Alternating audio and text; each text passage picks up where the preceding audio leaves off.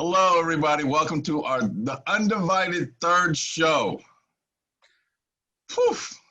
I want to thank my brother Smitty, my brother Shannon, our sister Doriss is here joining us, and I want to make sure that we give a strong shout out to our ever absent, sometimes present member Beatrice, who is always doing things behind the scenes.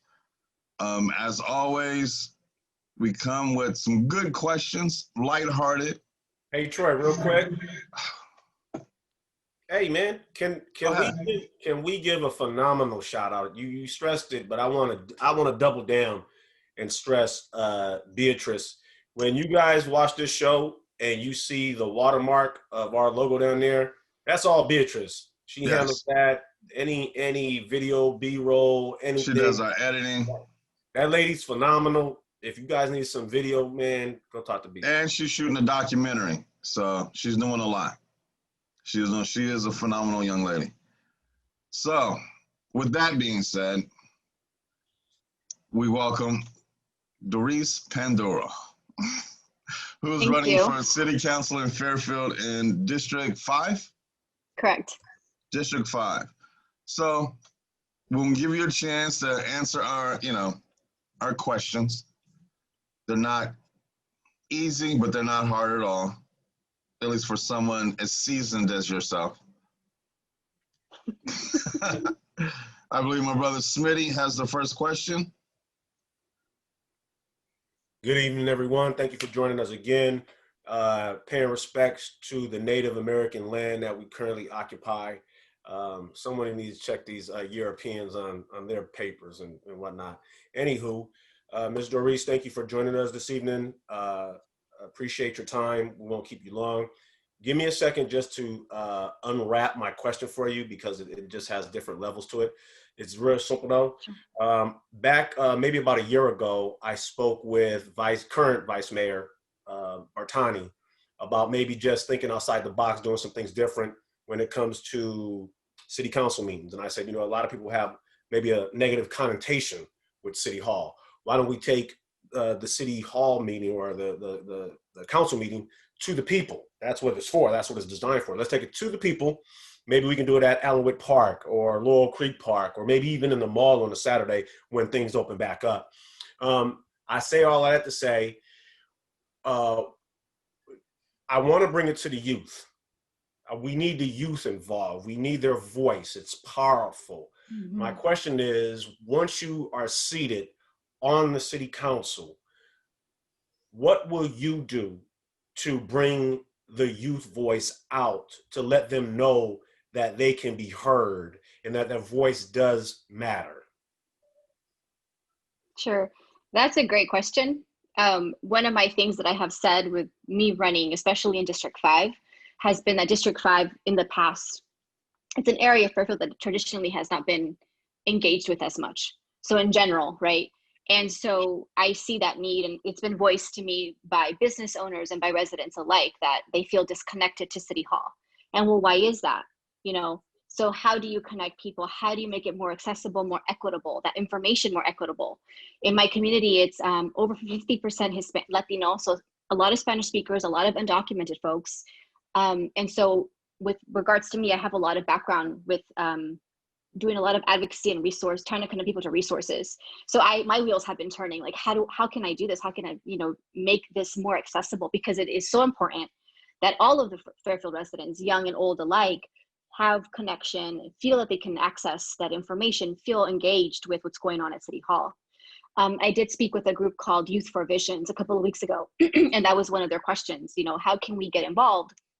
And so for me, I think the ideas of taking it outside of the actual building itself and taking it to the community, I can definitely see that happening. And I would be more than willing to, support that, and participate any way that I can. I had told them one of my ideas was in order to engage youth. I know we have the Youth Commission, but I think that there's space to do more. I think having like a mentorship, even an internship program inside of City Hall where I myself, as city councilwoman, can have my own intern that shadows me, right? For whether it's a summertime or for it's a semester, but anyone who's involved and wants to wants to learn more about the city of Fairfield or how government works, I myself did internships at the Capitol and in district offices, for local and state government. And so it's one of the reasons why I love what I do now and what I'm going to be able to get to do, because I understand how it works. And I think that's one of the key things, is educating people on how government works. And it definitely starts with the youth, because they are our future leaders. They are our leaders, right? And so making sure that they're educated and they understand, because I remember when I ran in 2018, me and my sister walked Solano College campus, and, young adults, and they didn't know what city council did. They weren't even planning to vote. They're like, well, what does city council do anyway? So it's like, yeah, exactly. And then we were like, well, how are they supposed to know what city council does? So we had to explain it to them. We had to break it down. And that's when we realized too, that it's having to break down what city council is, why it's important, why they do need to vote, number one, and then why it is important for them to be engaged. So definitely I could foresee like an internship program, absolutely bringing it to the people. I mean, I have said in my other interviews that I want to do like a district council. Mm-hmm. So with folks from within the district coming together, whether it's quarterly or monthly, to talk about their concerns, for their neighborhoods, because I think that's one way to kind of bring those voices to City Hall. Another way to make it more equitable, I know other cities have done it, is even looking into childcare, because City Halls, like you're saying, they happen in the evening. Folks have busy lives. Who's going to take care of the kids? Like, who's going to, so I know some cities have talked about childcare. So maybe that's another avenue we can even look at, having like a small area where kids can just come and sit while their parents are inside the meeting or doing their public comments. So there's definitely ways to bring community in, and then also ways I think that I would be in support of taking City Hall out of the four walls that it has currently been inside of. Outstanding. And I am a big supporter with your idea about the mentors, with the young folks, having them come in for the high school. Outstanding. Great job. Thank you. I like that childcare. Actually, that was pretty good. That was good, because that does make sense, because a lot of people do want to go to the meetings, but where we're going to take the kids, and at a minimum, just having just a little area for them to hang out, right. Doing that would be a lot. Good. Brother Shannon. Okay. Yeah. There you go. Okay. Doriss, thank you for joining us tonight. Thank you. I know the topic is equity and equality. Everybody's talking about it. I don't want to actually ask that question. So my question to you, what steps are you willing to actually take so the city isn't ran like a dictatorship, meaning that the mayor hires the chief of police or the city attorney? And your thoughts on if you believe the community should actually have a say in that process. So it's kind of two parts there. Right. So the first part, I'm sorry, can you break it down again, the two parts, please? So what steps are you willing to take toward seeing that the mayor doesn't have the final say when it comes to the hiring practices of city attorneys and chief of police? As well as, do you believe that the community should be involved in that hiring process? Okay, thank you. So I think that there, especially with who is the current process that just took place, and kind of the uproar that ensued afterwards. I would want to, I think, just because I am going to be the new person, for me to understand how that, because with everything there is a process and there is a due process, correct? And so understanding that due process, and then I think that there probably is room for improvement. There is room to bring it up to date so that it is more equitable, so that the community can be involved. So it's having that conversation of what that looks like. I can't say right now that I would make XYZ recommendations, because like I said, I am going to be the new person. And for me, I feel like my first year is going to be a lot of learning and finding my voice and finding my, being able to just maneuver this whole new world that I'm going to be in. But I absolutely think that there is room for improvement, and with due process, it's looking at it and seeing how, if there's any gaps in it. Like, I think that people feel there was gaps in it this time around. Yeah. And just making sure that people's voices are being heard. So right now people are not happy, correct? And so then what does that mean going forward? Do we change the due process? Do we sit down and have this conversation around it?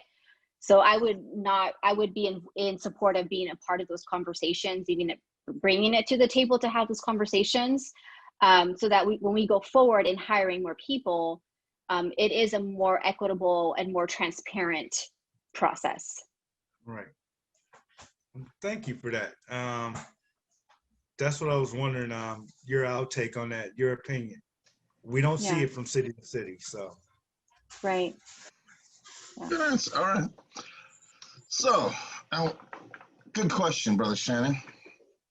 So with that in mind, with the idea of how cities are being ran these days, and how it's, more important with Fairfield, with you deciding to run again, what do you see wrong with Fairfield? And I ask that question because, well, my personal relationship with you and understanding that you don't do anything unless you see something needs to be fixed. And so my question is, what do you see in Fairfield that made you want to run again? I don't know that it was anything wrong so much as an opportunity. Mm-hmm. Going into districts definitely provided an opportunity to bring more voices to the table. And especially just the way that with the map that we chose, right? We had various maps to choose from. And with this map 103 that we chose, it allowed for a section of Fairfield that, like I mentioned before, that has been left out, that feels disconnected. I know when I lived with my parents over by Target, and I grew up on that side of town, it was always, this side of town is always like, well, that side of town. And people don't, I've been told, I used to have coworkers that would tell me, I would recommend a restaurant, and they'd be like, oh, well, where is it? And I'd be like, oh, it's off Texas and Travis. Like, oh, we don't drive to that side of town.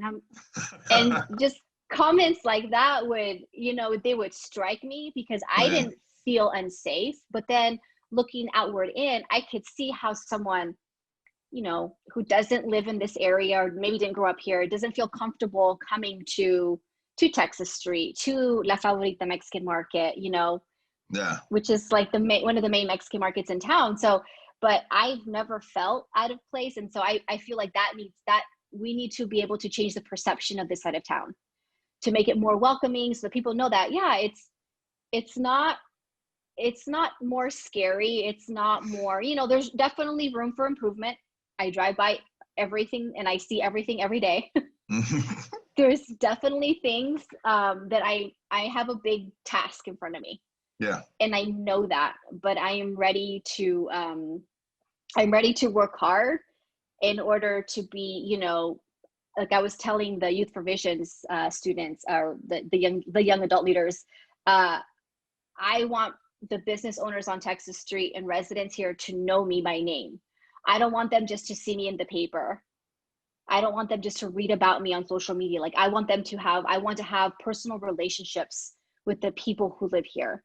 Nice. And that's one of my main goals, because if that relationship is strong, that means that they feel heard and their concerns are being heard, that they feel connected to City Hall, and that only leaves room for improvement in this area.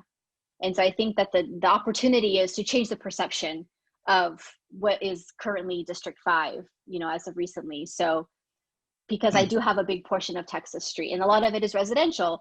And as I've shared in other interviews, I have two challenging complexes. I have Grande Circle, which is it has this perception, and I've even been warned, don't go over there at night, and I understand, and so I get that. But so that also is building relationships with, the police officers who run that beat, and seeing how, what they see as, and talking with the community too, like, how do you feel, what are your ideas as to why you don't feel listened to, or how can we build that relationship and those bridges? So I'm all about building relationships and just trying to change, just evolve this area and so that it feels more connected to the rest of the city, because I feel that it feels there's a disconnect there unless you're coming to Senorita Bread or to like, I don't know, the Mexican market. They're not just coming over here. And that's why on Fridays I've been doing what's called District 5 Fridays, where I've been trying to highlight something unique or like that's only located here in District 5. And so it's been a great way to be like, look, like we have these great restaurants, we have these little boutique stores, like we have like this great free community food stand in District 5. So just trying to highlight areas of this area that people are like, oh, I didn't know that was there, or look how beautiful that park actually is, so yeah. That's cool. Well, you ran over your 3 minutes, so you got 2 minutes for your closing, but you did a good job. So I think we can all appreciate your honest answers, and that's good. So do you have anything else you want to tell the people? Why they should vote for you? Absolutely. So thank you for your time this evening. I appreciate the opportunity, always appreciate the opportunity to just share a few words and share about myself. I am a lifelong Fairfield resident. For the last probably 12 years, I have dedicated my time to being involved in the city, to bringing positive change. And so just being able to have this opportunity to run for office is really being able to enhance and continue my service to this community. I'm invested in this city. I have family that lives all over town. My grandparents moved here in the 1960s. I don't plan on leaving, so I'm very invested. I have nephews who live here. So I want to make this town a place that we can all be proud of, like current residents and then future residents. Like I said, with my vision for District 5. I have, been on various boards and commissions. So I feel that I've gained leadership skills to allow me to be a very collaborative, inclusive and solutions-based leader. Past president of Hispanic Chamber, past board member of the Mac Garcia Foundation, current board member of Apapa Solano chapter. I'm a commissioner with the Women and Girls Commission of Solano County. So I'm very involved and I'm very diverse with my involvement. And I feel that has allowed me to really build a strong base here in this community to grow off of in order to bring positive change and to move this city in a very forward procession. So I hope to have, and I can earn your vote on November 3rd. Thank you. That's it. That's all you got? Do I have more time? I want to thank you for actually coming and hanging out with us. We appreciate it. From my brother. It was good. Yeah. Thank you. I told you it was going to be easy. It wasn't going to be a big deal. It was going to be easy for the most part. But we want to thank everybody for hanging out with us again on the third show. You can find us at Undivided on YouTube, Facebook, and LinkedIn, and Instagram. Don't we have an Instagram page? Yes, and Instagram. We're kind of all over the place. That's my fault too, because I keep forgetting to mention the Instagram page. Once again, I want to thank my brother Shannon and Smitty, our sister Beatrice, who's always with us, even when she's not. And thank you, Doriss Panduro, for hanging out with us. Everybody have a good night. Thank you all. No problem. Thank you. Good night, all. Be well. Good night, you too.